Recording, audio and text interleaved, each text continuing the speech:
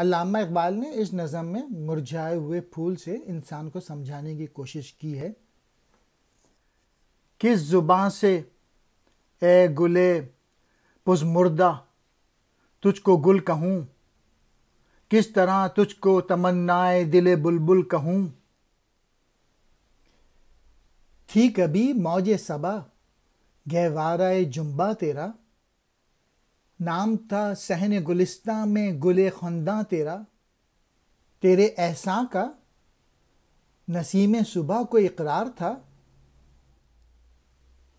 باغ تیرے دم سے گویا طبلۂ عطار تھا. علامہ اقبال اس بند میں ایک مرجھائے ہوئے پھول سے بات کر رہے ہیں، اور جو کہ اپنی آب و تاب کھو چکا ہے اور مرجھا چکا ہے، کہ اب تو تیری حیثیت بدل گئی ہے اور اس صورت میں تجھے کوئی پھول نہیں کہہ سکتا، اور اب تو بلبل کے لیے بھی کوئی اٹریکشن نہیں ہے، کوئی کشش نہیں ہے. اور میں تو اس وقت کو یاد کرتا ہوں کہ جب ہوا تجھے اپنے آغوش میں لیا کرتی تھی، یعنی ہر طرف خوشبو پھیل جاتی تھی اس خوشبو کی وجہ، اس پھول کی وجہ سے، اور باغ میں جو تیرا وجود تھا وہ ایک دلکش نظارہ ہوا کرتا تھا. صبح کی جو ہوا تھی وہ بھی خوشبو سے معطر ہو جاتی تھی، اور سارے گلستان کو، سارے باغ کو جو ہے وہ خوشبو دیتی تھی. تجھ پہ برستا ہے شبنم دیدائے گریاں میرا، ہے نہاں تیری اداسی میں دل ویراں میرا. میری بربادی کی ہے چھوٹی سی ایک تصویر تو،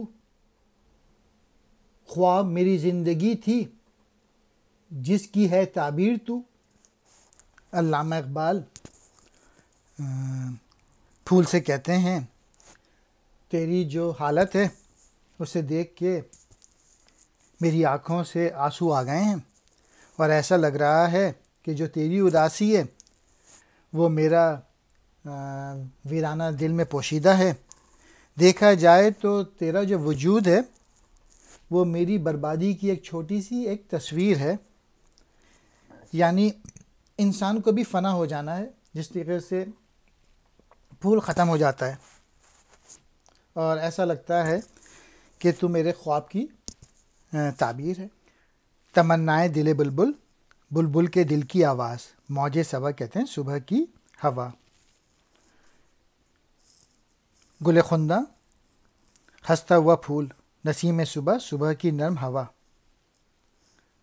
طبلۂ عطار، خوشبو بیچنے والوں کا خوشبوؤں بھرا صندوقچہ. شبنم کہتے ہیں اوس کو. دیدۂ گریاں، روتی ہوئی آنکھ. نہاں کہتے ہیں چھپا ہوا. اس نظم کا میسج یہی ہے کہ انسان کو جو چھوٹی سی زندگی ملی ہے اس میں اپنی خود ہی ڈیولپ کرنا چاہیے، خوشبو پیدا کرنی چاہیے، کیونکہ اس کے بعد انسان کو ختم ہو جانا ہے اس دنیا سے.